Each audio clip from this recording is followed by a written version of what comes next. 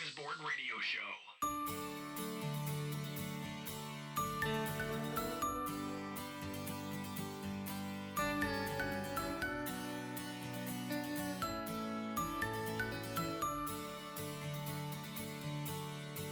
Yes, we are back after a couple of months hiatus. This is the Smorgasbord Radio Show, the Smorg Show podcast. Heard on all platforms, podcast platforms, streaming devices. And with me in the studio is Chief Conspiracy Correspondent Jerome Malauskas. Hello, Jerry. Hello, everybody. You know, of course, the show comes to a complete halt when you're not available. Right. Yeah. So you've taken a few months away. I think the last time you were here was in May. So it's 2 months we've had our last show. So I'm out here to milk the cow, so to speak. You're out here. Yeah, you remember that creature that was in what was that last Star Wars movie with Luke Skywalker? I don't know. The one where the big creature, he gets the blue milk from him, the creature. Anyway. Yeah, I don't that creature. I don't know that reference. Okay. I'm sorry. Yeah. Well, I can't help it. I was just making a culture reference. But no, well, there's always I've been doing some extra conspiracy. Oh, yeah. What's it, research? Research, yeah. Plenty of researchers, conspiracy theorists are always doing research. And I think there's plenty to research these days. And it's just getting to be more and more. So I'm pretty busy. And if you are out here full time, we would be cranking out material every week because there's that much happening. It's rapid fire now. Mm-hmm. You got to really be ahead of the game because it's a psyop. Every one of these things coming out here, man. Well, yeah, psyop. Though, just to break it down to people who might not know what the term psyop is, though. Okay, that's true. That's fair enough. It is. This term means psychological operation. And it was developed by, I'm not sure if it was the FBI or CIA. I'm not sure which one. Basically, it's something that's done by the intelligence agencies to manipulate the mind and mood of the public. So if they want the public to go think a certain way, move a certain way, they'll do this operation, this psychological operation. Yeah. To make everybody be Sure. down with that. Like, I personally believe, as the CCC, so I'm saying this on my own, that I believe that the COVID situation and the vaccines... Oh, but now we're going to be censored. Actually, it's not so bad anymore. They don't seem to be all over you when you mention the word. I thought YouTube was kind of open on that now. You could actually question That is true. They censored our episode a while back when we were talking about... Well, I mean, if you don't want me to say any more about it, I'll keep my mouth shut. Hold off because we have our next episode is all about revisiting the predictions that we did back on that episode. Right. So hold all of that thought. I don't want to make this episode... Oh, no, you're right. Heavy, you're right. okay? Oh, okay, we're keeping it light and breezy? Okay, yeah, cool. So, having said that, it's been a while since we got together. How was your 4th of July? It's been a couple of weeks. You have to think back. Did you have anything big in the city happen on 4th of July? No, not really. I think that was, what really ticked me off about the 4th of July is that it fell on, a Tuesday? Or was it a Monday? Yeah, it was a Tuesday this year, which makes it very difficult. Right, because you can't get down and party. If you have a hangover the next day, you got to go to work. That's right. I ended up taking the Monday off, so I had a 4-day weekend. But still, when the fireworks are over, it's like, oh, it's bedtime. Pretty much. And for me, because I live in the city and they don't do fireworks anymore. I mean, the July 3rd firework thing that they used to do, I don't think they've done it for years. Yeah. Maybe somebody can contact the show and see if tell me I'm wrong. But I as far as in the city of Chicago, because in all the suburbs of the city of Chicago, they would have July 4th fireworks. Yeah. And so not to compete and draw people from those fireworks. The suburbs, yeah. From the suburbs. They would do one on the 3rd and it'd be by the lakefront and it'd be a huge thing. And there would literally be like 1 million people would show up, or at least 500,000. And it would be crowded by the lakefront. And it's actually not that pleasant of an experience. I did it a few times. And while the fireworks are incredibly impressive, trying to get out of there afterwards. Good luck. Good luck. Yeah. Now, fortunately, I my backyard here faces our fireworks display. So for the past 20 years, I haven't had to leave the backyard. Pretty nice. Yeah. You just sit out there with the lawn chairs. Unfortunately, my neighbor down, 2 doors down from us, didn't get the memo that 4th of July happens on the 4th of July. He started his fireworks display about a week earlier, every night shooting these things off. And even after the fireworks were off on July 4th, he's like up till 1 a.m. shooting these things off. My house is like shaking. It's like, these can't possibly be illegal. So he's got like that quarter stick of dynamite. It felt like it. My walls were shaking. Yeah. Yeah. But I bring up 4th of July because I don't know if you caught the Ben & Jerry's message for everyone. I thought you said we were going to keep things light. Well, this is I just want to tie this up and then we're going to move on to some fun things. Okay, cool. But yeah, Ben & Jerry sparked anger on social media when they sent out their tweet. The United States was founded on stolen indigenous land. This 4th of July, let's commit to returning it. And of course, this is on the heels of the whole Bud Light situation. And Target. Yeah. And so people started to call for a boycott of Ben & Jerry's, saying the company was woke. This isn't news. Yeah, they've been at woke this for years. Yeah. And what was sweet was that stocks for Unilever, which is the company that owns Ben & Jerry, fell like 0.5% the next day, which is like $2 billion in value. Yeah. Market cap, I think, is the term they use. Yeah. But the great thing about it was the interesting twist it took when it was revealed that Ben & Jerry's headquarters, which is in like South Burlington, Vermont, is on land previously controlled by the Abenaki people, and they want it back. So yeah. You have been burned. Yeah, and of course they came out and they said, okay, fine, give it back. They wanted compensation. Of course, there's been no response from Ben & Jerry. They've been silent. Gee, I wonder why. It's easy to talk the big game, but it's a lot harder to back Especially it up. when you're taking a pot shot against federal land. Look, do I necessarily agree with what they did with Mount Rushmore and who owned it? I don't know. Probably not. Maybe in some ways I don't, but I still don't think that in the situation that we've been dealing with probably since at least 2020 with the George Floyd riots and what have you, this country is becoming more and more divided. And on the day that we celebrate our founding as a nation, to come out and say something so divisive and so tone deaf to what the majority of people in this country care about. Including a lot of people who consume their product. Yeah. I never really was one of those because, number one, well, they do have vegan options.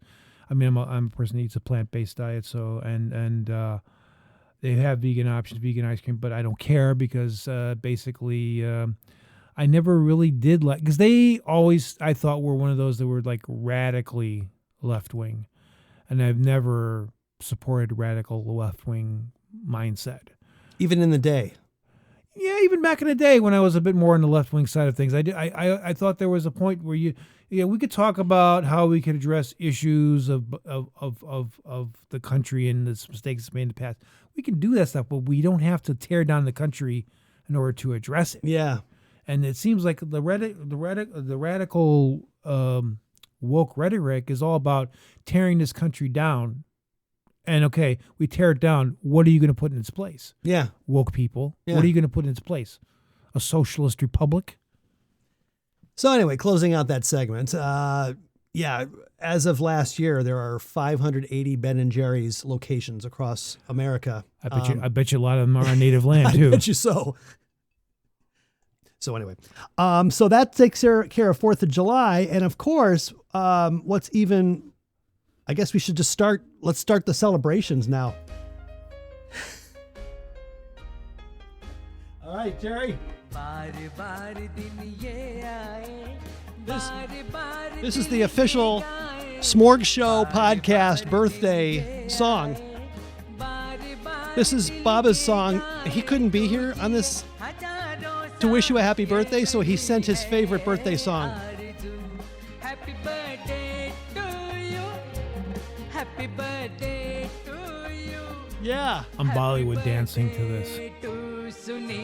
Oh, it's the Sumita version. I told him to send me the Jerry version. We'll just have to insert Jerry in there next time. Okay. Jerry is 58, everybody. 58. Did you have to tell everyone how old I was? I know. Hey, hello everyone. There's probably people that are like 68, 78 years old, and they think, this guy talking about old. Now, you've just, I know, I just alienated our Gen Z audience. They thought they were listening to a couple of young guys. If they thought that, then they were pretty clueless to begin with. I think I've always sounded I sounded crotchety and old when I was 10 years old. I had a bad attitude back then. You were a very crotchety old man when I met you. Oh, gosh. In fact, this is really like our 40th anniversary of our friendship because I took you out for your 18th birthday to That's Burger right. King. That was when you were not a vegan and Yeah. you were willing to eat slimy burgers. Oh, yeah. And when it comes to Burger King, they don't get much slimier than that. I know because I used to work there. I think I went there and got my birthday meal, and then like got an application to work there like the week later or something.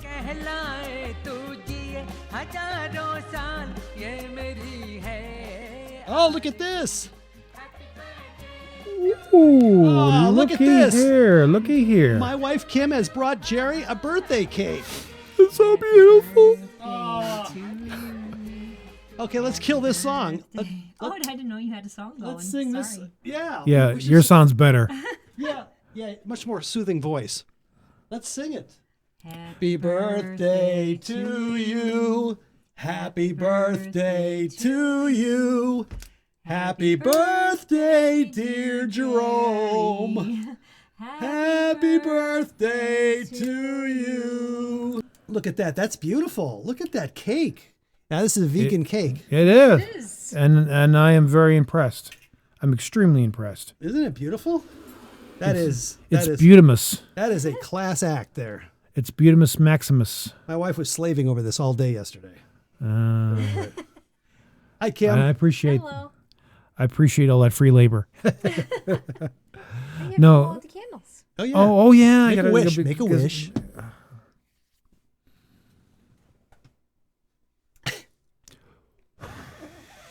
There you No go. good. I was Good. going to say, don't leave one. You still have some lungs left. Nice. So we're gonna have any of it here, or It's up to you or guys should if we you wait a want little it. while? It's It's up to you, Jerry. I You want a little brought slice? cutter just in case. Well, if you all want to share a slice while I'm down here, sure. We Share. can It's go your ahead and do cake. that. I would say it's for the sake of the show. We should do it for the sake of the show. Yeah. And Kim, why don't you stay a little bit? Yeah. I'll give you a chair, and you can sit over in at microphone 3. Okay. Do you want to cut the cake or do you want me to? Well, since you made it, I'll let you cut it as well. Cut the cake just a little bit. Now it's cold because it had been in the refrigerator. I don't know if you like cold cake. I like cold cake. Yeah, I like Especially with a nice glass of cold milk. Oh, what size? You get the first piece. Of course, that would be oat milk in my part. Just a little sliver. I don't need some because I had some wonderful Thai food earlier, so I'm still kind of full from that.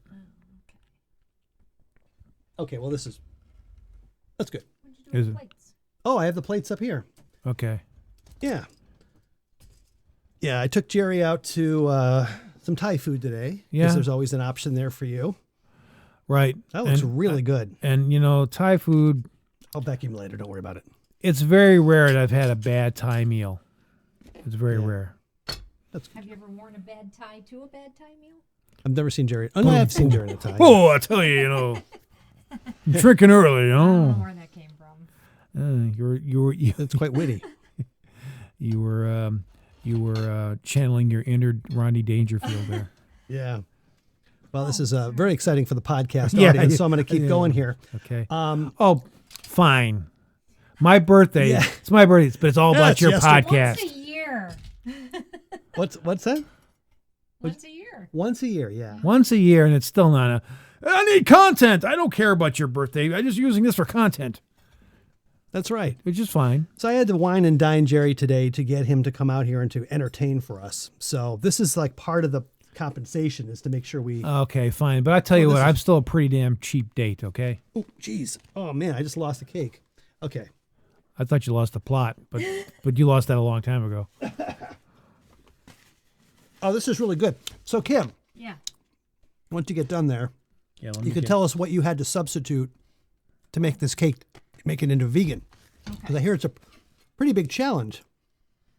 To Well, I have some experience having to make substitutions because I cannot have dairy. You need and to I sit cannot down. Have...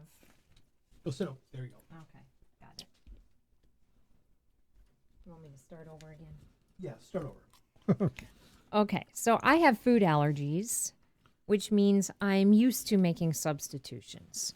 So, and I knew that I wanted to be able to eat some of this cake as we celebrate with you.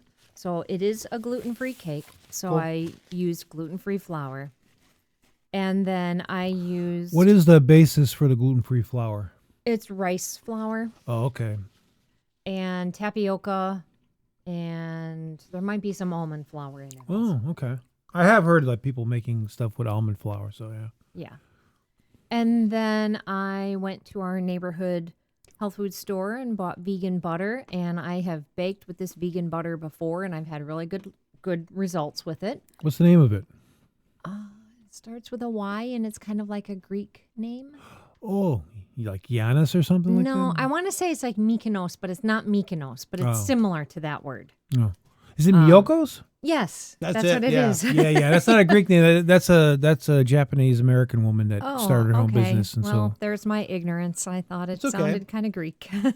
well, it does have a certain name. But at some point, I think all these cultures kind of overlap, and you don't know at some point if something. Yeah. It could be Korean. I don't know. It could be Polish. I don't know. Imagine that a Korean Polish fusion. It's like, what would that be? Like kimchi kielbasa? That'd be something. I have not thought about that. Near I. You just did.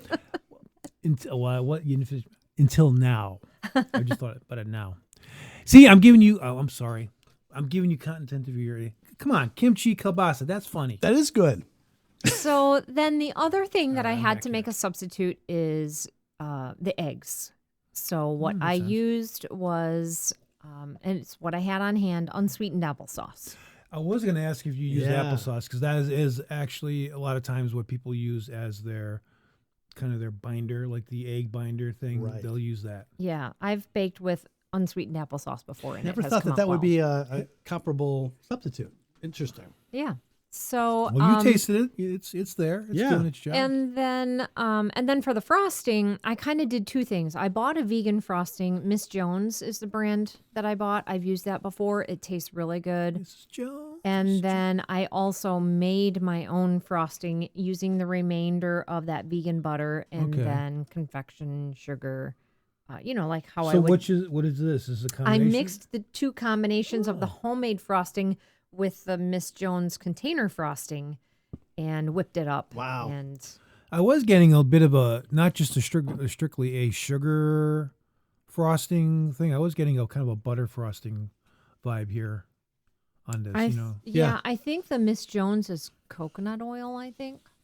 Well, then that's that what's would in definitely add a richness. It's funny though because I really don't taste the coconut in it, which is a good thing because that's one thing is my biggest pet peeve with coconut-based stuff, coconut milk or whatever, is that you still taste the coconut, so there's nothing neutral about it. Right. Well, that's the whole. I know. Well, I mean, when you want If you don't- coconut taste, great. It's what it'll have, but when Well, I you guess want it to don't- be a substitute for something else, I see. you don't want the coconut in there kind of messing up. But the I guess if mix. you're going to put coconut milk in something, you shouldn't complain. Oh man, this tastes like coconut. Because I mean, well, I understand, but I'm just saying that's why I'm not a big fan of coconut as like the substitute. As a A flavor. substitute. As a substitute. Yeah. Right. I mean, that's why like things like oat milk has become a really big thing now because oat milk's got a very neutral flavor. right? That's Same my, with that's my soy, go-to. except soy has kind of a little bit of bitterness to it, so it's not as good anymore. And people have problems with is this going to be like GMO soy or Right. they're kind of concerned about that. But no, but as far as I know, there's no GMO oats yet, as far as I know. So that's Yeah. what, and it's really good, and it's actually coming down in price because it was when oat milk first came out, it was probably $1 more per carton Okay. than the other stuff. Yeah, That cake is really good. that is if I fantastic. can say so I myself. think you can say that. Isn't she a keeper? Well, you're keeping her, so I guess you should know. Which actually is a great segue. I'd like to, sorry to steer away from Jerry's birthday. We've already But here we celebrated. go. Yeah, here we go. By the way, that frosting is killer. Yeah, isn't it? Kim and I are celebrating a very special anniversary this month. 30 years Of knowing each other. of knowing each other. Now, like to tell that story a little bit. Now, we hinted around in previous episodes about it, but I don't think we ever really talked about it. And of course, we'll get to Jerry's role in all this. But initially, I mean, I was coming down on the elevator. So I guess where do you start? You start there. Let's start there. You got on the elevator that morning. Yeah, I set my alarm. I got up a little early that morning because I was returning a rental car at the, so I lived this is downtown Chicago. I lived in a high rise, and they had a Hertz rental car or an Enterprise or whatever it was in the building. So it was very convenient to rent a car if I had to go somewhere out of the city because we didn't have a car. I didn't have a car in the city. There was no need for one. Get out of the city. Get out of the city. Yeah. So I had a concert the night before. I went to go see Don Henley out at Poplar Creek. So I got a car, and I was returning it. Mm-hmm. So I got on the elevator a little earlier, and halfway down, the elevator doors open, and then and on comes you. On. Yep. And I look at him, and I think, what a doofus! No, I said I'm thinking to myself, he looks really familiar. How do I know him? The word you're looking for is handsome. So I just thought, I'm going to ask. You look really familiar. Do you work at IRI? Yeah, the company that we worked at. And I said, yes, I do. Yes. And then I said, oh, so do I. I work on the second floor. Well, and so do I. So that's, you look somewhat familiar. Yeah, so that was kind of the introduction. And then, of course, because we were both on the same elevator, we were living in the same apartment building, unbeknownst to us, working at the same company on the same floor. And obviously, I had to have seen you because that's why you looked familiar. But we didn't know each other right. then. And then we got to the first floor, the elevator doors open, and I'm assuming because I had to rent a car, our conversation ended. It wasn't like we were walked to work together. That was it. You went your way, and I had to go off and rent a car. So that was that, I guess. So when we talk about our anniversary and how we met, we said, we met in an elevator, and people think, oh, wow, that's got to be a really interesting story. And by itself, it's an interesting story because trying to trace back your first encounter, that was it. It wasn't like it was some romantic, we locked the elevator and, the elevator doors open and there's this shaft of light that came in. Yeah, you're an angel singing, like, oh, kid walks on. But interesting. I mean, I was returning a car from it was a date, the previous night. So I just found out about that. That's the first I heard that you were on a date the night before. I was on a date the night before. 30 years it took for that to come out. That's because I was saving it for this episode. Talk about planning. You thought you knew everything about me by now, 30 years. Now some things are starting to make sense. So this was the end of one chapter because that was basically the last date that I had with that individual. And I had no idea that this was going to be the first of many, many years, not even dates, just. I didn't know it was a last date either. Yeah, it was. But we didn't start dating right away. No, it was because that was July 1st that we met on the elevator. July 1st, 1993. There you go. And we didn't actually go on our first date until September 10th. Correct. So there was a bar at the corner from where we worked. It was called Drink. Yeah. It's called Carnival now. Oh. Well, it moved. Right. Oh, yeah, it did move. And then it became. Because that was on the corner of, it wasn't Lake and Clinton, maybe? Yeah. Yeah, I think or was it Fulton? I remember that. It moved over to Fulton, I think. Right. And then maybe that changed then. But anyway, it was a place that we used to go after work. On a Friday night, everybody from the company would just go there and hang out. And so there was one night in September that I went there on a Friday night. And, I came there straight from work. So I was carrying a briefcase, I guess, at the time, bag or whatever. And I was still kind of dressed up in my work clothes, whatever I wore back then. And I was hanging out, having some drinks, and then I sat down at a table, and I think it was your friend who... Yes, we can continue this story, but we're leaving out some information that happened prior to that. Oh, please do. Fill those in for me. So in between July 1st and September 10th, maybe people might want to know, okay, well, what was going on during that time? That's right. And we would see each other at work and we would say hi. Yeah. Maybe we'd chit chat briefly, but not a lot. But you're forgetting the pivotal moment, which I don't know what day that was. Right. Can I tell that story? Please tell the story. And I didn't realize that was something that was happened in before between. September. Yes. Okay. Please tell the that story. was what put the idea in my head. So we worked in a building that was kind of loft-like. Would you call it that? Yeah. I think so. I would. Okay. Yeah. So Like there old were warehouse. It was a there were- furniture warehouse, I think, at one point. So there were like support beams kind of holding up the ceiling, and Yeah. we kind of encountered each other again on the 6th floor, which I think you were coming from the cafeteria. I was coming from the other part of the building, Mhm. and I was walking with a coworker that worked with me in that department. And as we were passing, you said hello. I said hello, but your head didn't turn away from me. You kept, your head was still turned looking at me. And then Making her feel uncomfortable, probably. no, I didn't feel uncomfortable. It was just I was smiling the whole time, and he's And I smiling walked- and looking at me, and then all of a sudden I he walked right into one of the support beams. Yep. Bam. Yeah. And then of course I felt bad, like, oh my gosh. One. And then my friend said, wow, he must like you. And it was like, oh, I never really thought about that. I never thought about that until when she said that. Well, I mean, And of course, yeah. you made him walk into a beam. That's how I impress women. That's how I By let them know I smashing- like them. No, I don't actually come out and ask them out.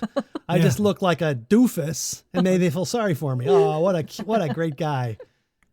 So now back to September 10th, we're at the bar, and I was with my friend Lana, and you were with your friends, and I went to go use the restroom, and then she decided to take matters into her own hands and tell you, Kim really likes you. You should ask her out.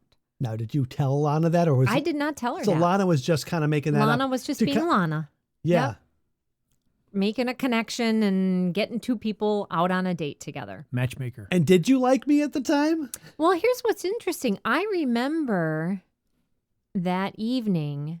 I remember this vividly. You and I were kind of leaning, our shoulders were leaning against the wall, and we were rather close, and we were talking. Maybe we were close because it's a loud environment, and so we had to be close in order to talk. But I remember talking, and I remember thinking to myself, this is kind of rather an intimate, how we're, standing and relaxed, but intimate. We're kind of close, and we're talking. We weren't talking about intimate things, but it was just kind of one of those that kind of stuck in my brain. Yeah. And then Lana had the conversation with you, but you didn't let on that she said that. Right. I didn't know I that didn't she say said that either. Yeah. But then my friends and we had decided we were going to go maybe shoot a game of pool. And I thought, billiards. So I thought, okay, I'll see if he wants to go with us. So I asked you, hey, you want to go with us? We're And going I to go did. shoot pool at Lucky's. And I said yes. And I But ran. you had to do something first. Yeah, I had to go all the way back to my apartment at the high rise and change because, all right, I want to change for the evening. Mm-hmm. But I come back and you noticed that I had put on some cologne and I was wearing a sport You were jacket. wearing cologne. You had a button-down shirt, a nicer, dressier button-down shirt, and you had a sport jacket. And you had told me, I just have to go take my briefcase back to my apartment. That was what you had said. Yeah, I changed. And you said, don't leave without me. And we did not. We waited for you. Because I'm used to Yeah, saying I'll be right back and waiting You for might have said that like 2 or 3 times. Please. Don't go without me. Don't leave me. Please. I've been here before. Wait for me, please. We did. You did. Yep. And then we went out. Yep. And I think we shot one game of pool, and then you and I sat on a Like couch by a fountain or something. Yeah, Yeah. and we're talking for a while. Yeah. Mhm. Yeah. And then I think we shared a cab home. Probably. And then you were impressed that this wasn't the first date, but that I No, did. but this was when we Oh. exchanged our phone numbers. We exchanged phone numbers. Yes. And So what we was- shared a cab. It made sense to share a cab because we both lived in the same apartment building. Sure. And Yeah, then you economical. walked me to my apartment because I was 10 floors below your floor. Yeah. And I got off at that floor and walked you to You your walked door. me to my door and you said goodnight. We swapped phone numbers and then you got back on the elevator. And I went into my apartment, called my best friend who was living on the East Coast at the time, and I told her this guy didn't try to coerce himself into my apartment. He didn't try to kiss me. He said he had a good time. He was a gentleman. We exchanged phone numbers, and I was very impressed by that. It's those little things that you don't realize that you're doing the right things at the time until, months, years later, you hear the story. It's like, wow. Yeah, because your friends will say, "You didn't make the moves on her. What's wrong with you, dude?" Yeah, what's wrong with you, Jerry? Nah, you wouldn't. Yeah, it wouldn't have been you. No, that's not you. No, that's not me. But So- then I don't know if it was a week later, then we did have a date. We did have a date. We went out again and Italian restaurant, which was really good. yeah. Mhm. But this is where it kind of gets fuzzy for me, where it kind of, We had a couple dates. So we had a We had a couple date to dates. the Italian restaurant. And I don't know if it was the same date or if I want to say I think it was another date that we rented a movie. We just kind of hung out at your apartment and watched a movie. yeah. But then I got a phone call from you. Do you remember that phone call? No. I think you left a voicemail. Oh, no. Basically, it was, well, I kind of don't really want to get into anything serious. Ooh, that hurts. Yeah. I'm hurt just hearing that. You hit. So that was the voicemail that I got. We had a couple dates, and then, I'm not looking for anything serious. Oh, Like, okay. what's wrong with me? And that's when I think you came in. I think somehow I must have told you how things were going. Mm-hmm. And I think I said, yeah, I've been through a couple of really back to back, just didn't go anywhere. And I'm just tired. I just want to kind of lay low for a little A while. little me time. A little me time. Yeah, that's right. And I said, You schmuck. You schmuck. Yeah, I'm sure I said the word schmuck. The first of many times that you've used that word. Yeah, well, I love Yiddish. What can I say? Anyway, but yeah, so you schmuck. I mean, look, everything's going right here. Everything's kind of coalescing, and you just want to toss it away and not see where it's going to go. So that's why I thought, from what you were telling me, it seemed like everything was. I mean, and I would think. I don't remember the exact conversation we had, but you were probably talking very highly of her. And I think, well, if she's all that, then why are you backing off? Go for it. I don't know if I'd met you at that point or not, I don't think we had met Yeah, at yeah. that point. but if I had met her, I would definitely Schmuck. yeah, you double schmuck, get back to it. That's what I would have Yeah. said.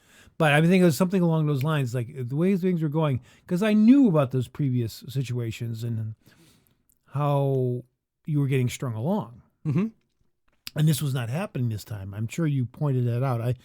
This conversation's like from how many, over 30 years ago? I know. I don't Yeah. remember the Yeah, details yeah, anymore. this is going to be hard for me, but I get but I remember the general vibe of it. And this thing, if things are going this well and you're not getting played, you're not getting your mind gamed, Right. to the person, Stick with it. stick with it. The worst that could happen is it doesn't go anywhere, but it's not as if the person's going to make you feel like a piece of garbage once they're done with you, which they had happen a couple times before.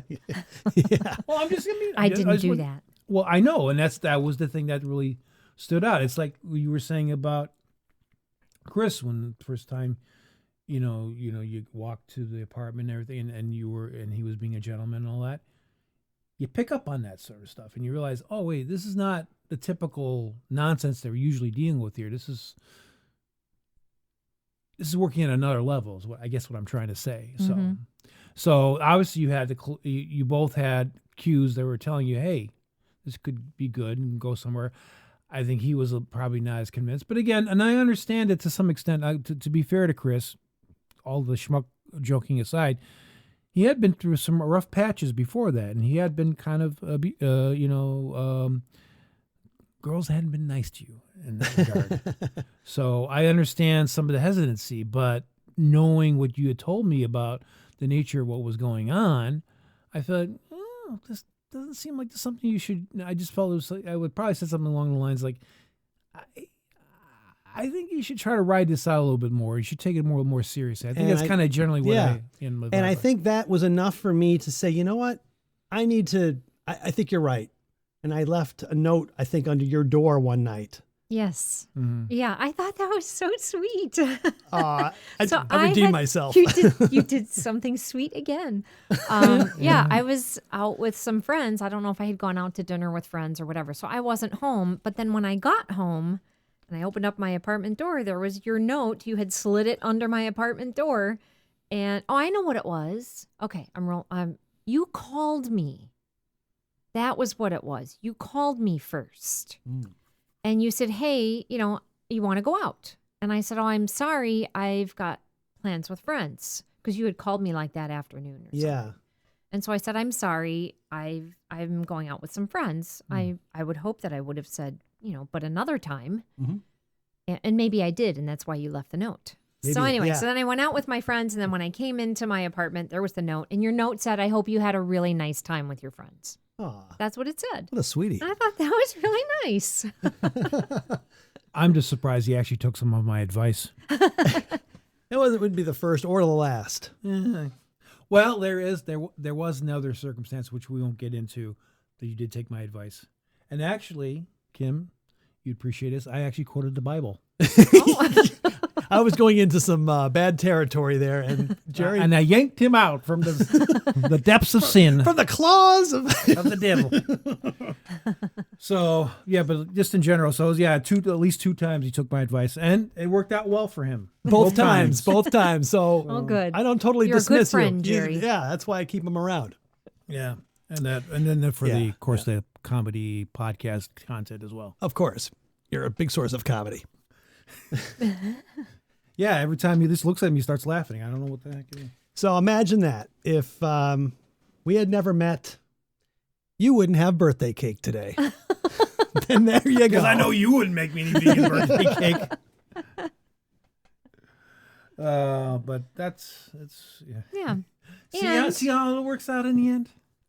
It just so happens when I was trying to find the right serving utensil for the cake, I grabbed the cake cutter and server that actually was from our wedding. Really? Yeah. Because it's the best. It's the best. thing to Yeah. use. Because I was thinking, do I want to bring a pancake turner? But that's awkward sometimes. And then I remembered, Yeah. it's like, oh yeah, I got this. So that is a good tie-in there. Yeah, it is. Jeez, you're gonna make me cry here. Good. Sniff, sniff. Okay. Well, thank you. Thanks for coming down. Yeah, thanks for having me here. And I hope you enjoyed the cake. Yeah, now, of course, all the class is just going to leave the room, so it's going to get back to a much more mundane podcast. But we do appreciate you brightening our space. Yes. Thank you, Kim. You're welcome. We'll talk to you soon. And thanks again for the cake. Of course. Awesome as usual, but I didn't even really need to say it. When you make something, I automatically assume it's going to be awesome. Thank you. And we will be back right after this brief segment.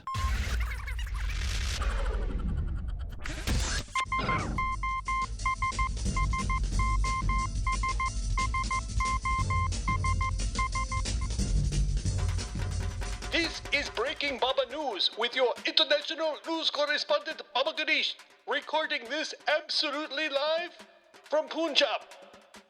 Man arrested after urinating on woman on board Air India flight.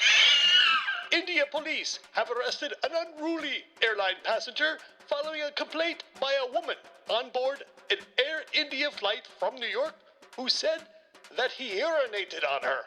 Shankar Mishra was picked up by police in the southern city of Bengaluru and brought to the Indian capital on Saturday last.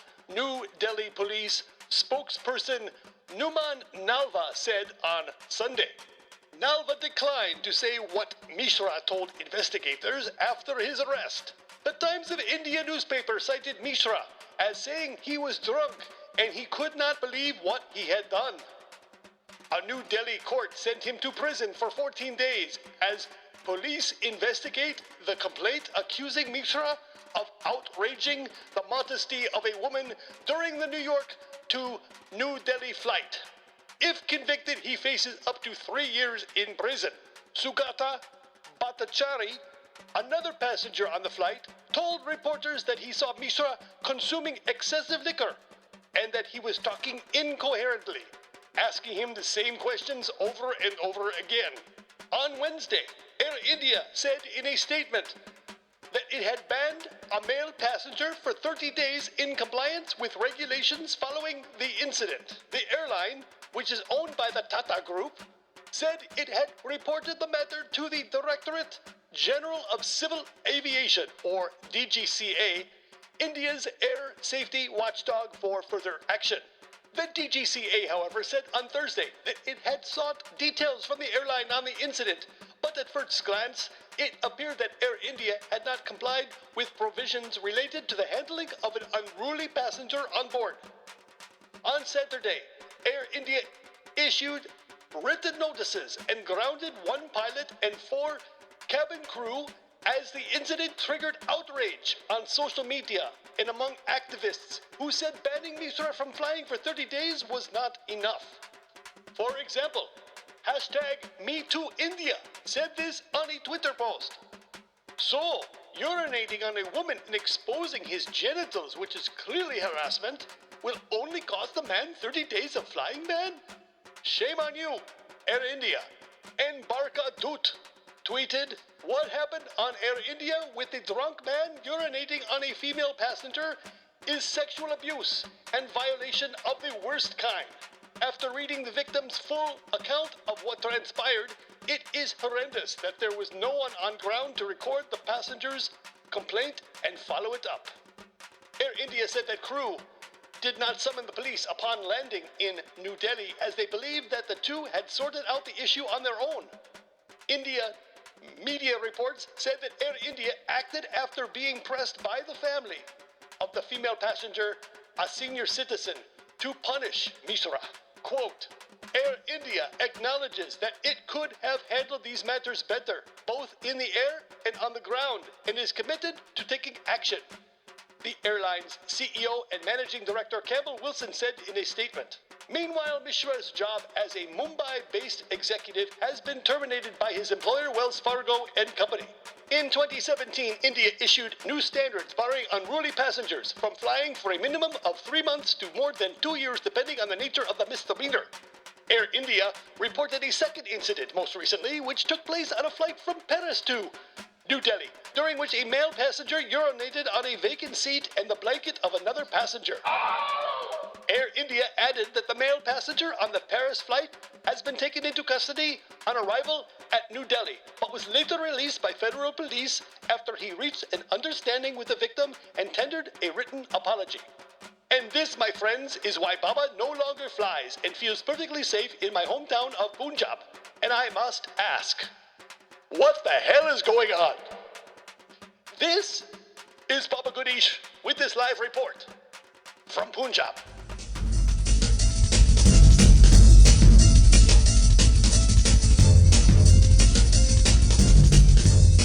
Thanks as always, Baba.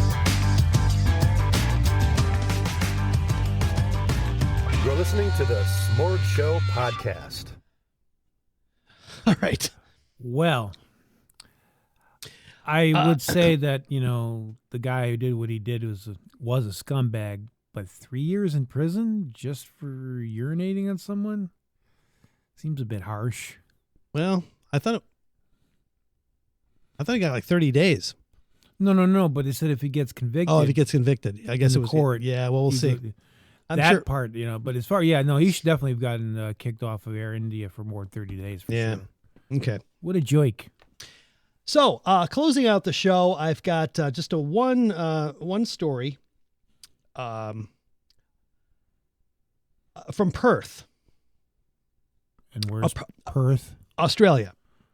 Because just to let people know, there's a Perth, Scotland, too. Oh, okay. I believe this is Australia. All right. Yeah, Western Australia. Crikey. Perth chef bans vegans from his restaurant. Here we go. Yeah. What did we do this time? Yeah, this is great. A TV celebrity chef has told vegans not to consider dining at his restaurant in Perth, Australia, saying negative reviews from fastidious plant eaters were putting his very livelihood at risk. Fire Restaurant, F-Y-R-E, can be found in the state capital of Western Australia. That's where former Great British menu star Great British Menu star John Mountain declared his upscale destination was a vegan-free zone in response to a bad review. That's a heck of a name, by the way. John Mountain. He took to social media to publicize his ban on vegans, telling them if they want to eat vegetables to go somewhere else. Sadly, all vegans are now banned from fire for mental health reasons, he said on a Facebook post. We thank you for your understanding, XX. You know, kiss, kiss. F vegans, seriously, I'm done. At the end of the day, it's not what I want to do. They can go F off, Mountain further declared. It is understood that he received an initial bad review from a vegan customer who had contacted him prior to visiting to check if they serve vegan food. Mountain promised he would cater to her dietary requirements, but forgot about his promise when the day of her visit came around. So a young girl reached out to me and said she was coming to the restaurant and asked if there were vegan options. He told Perth Now. It was my only shortfall. I said I would accommodate her. Mm-hmm. I said we had gnocchi, vegetables, and that was about that. Saturday came around and sadly I'd forgotten. I had a private party I had to cater for, he explained to the outlet. He also said that his sous chef was upset for not telling them about the vegan customer. But the next day, the vegan customer took to Facebook to make a personal complaint about her experience and angered by her response. Chef Mountain said that she made the compliment personal, or the complaint personal, and even hit back at the complainant. He said, thanks for your negative review. Please please feel free to share your crappy experience. He didn't say crappy, though. And I look forward to not seeing you again. How very childish. You and all your vegan mates can go and enjoy your dishes in another venue since you're now banned.